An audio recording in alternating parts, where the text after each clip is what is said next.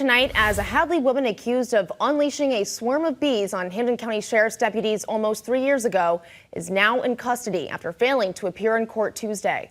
57-year-old Rory Susan Woods, also known as Rebecca Woods, was caught at a hotel in Tennessee earlier this evening. Back in October 2022, Woods showed up at a Longmeadow home with beehives packed in her car to protest an eviction that authorities were carrying out. Police say she agitated the bees and unleashed them on deputies, one of whom was allergic and ended up hospitalized. Woods was handed multiple assault charges that day. Now, her trial was set to begin Tuesday, but Woods never showed. A warrant was issued leading up to today's arrest, states away.